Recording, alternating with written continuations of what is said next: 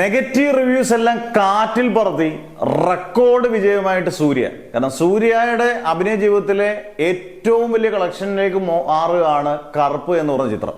ഈ ചിത്രം എനിക്ക് കണ്ടപ്പോഴും അതിഗംഭീരമൊന്നും ഇല്ലെങ്കിലും നമുക്ക് കൈയടിച്ചൊക്കെ അത്യാവശ്യം കണ്ടുകൊണ്ടിരിക്കാം. എല്ലാം തികഞ്ഞൊരു പടമൊന്നും അല്ല സൂര്യയുടെ. എന്നാൽ പോലും സൂര്യയുടെ ഈ അടുത്ത കാലത്ത് കാണാത്ത കുറെ നമുക്ക് കൈയടിക്കാനും ഒക്കെ ഉള്ള സംഭവങ്ങളുള്ള സിനിമ തന്നെയായിരുന്നു കറുപ്പ്. അതിന്റെ കളക്ഷൻ ശരിക്കും പ്രതിഫലിച്ചിട്ടുണ്ട്.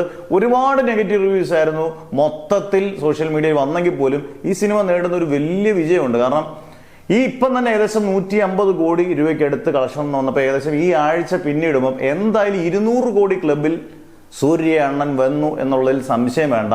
അത് വിമർശകരെ വായടപ്പിച്ചുള്ളൊരു വലിയ വിജയമാണ് നടിപ്പിൻ നായകൻ നേടിയത്. ഇത് സൂര്യക്ക് ഭയങ്കര പ്രയോജനമാണ്. ഇനി അങ്ങോട്ട് വരാനിരിക്കുന്ന സൂര്യയുടെ പടങ്ങളിനകത്ത് ജിത്തു മാധവന്റെ പടം, നമ്മുടെ ആവേശം രോമാഞ്ചം ജിത്തു മാധവന്റെ പടത്തിനകത്ത് പോലീസ് ഓഫീസറാണ്. പോലീസ് ഓഫീസറൊക്കെ ആയിട്ട് സൂര്യ തകർക്കുന്നതാണ്. പിന്നെ ഒരു മിനിമം ഗ്യാരണ്ടി ജിത്തു മാധവനിൽ പ്രതീക്ഷിക്കാം. പിന്നെ നഹാസിന്റെ അയാം ഗെയിമും നമ്മുടെ ഇറങ്ങാനിരിക്കുന്ന അയാം ഗെയിമും RDXന്റെ ഡയറക്ടർ, ഇങ്ങനെ മലയാളി ഡയറക്ടേഴ്സിന്റെ ഉഗ്രൻ സിനിമകളും കാത്തിരിക്കുന്നു. അതുകൊണ്ട് സൂര്യ ഒരു വിജയ തുടക്കം കുറിച്ചു എന്ന് കരുതാം. ഇനി അങ്ങോട്ട് നല്ല ഫോമിലായിരിക്കാൻ ചാൻസ് ഉണ്ട് സൂര്യ.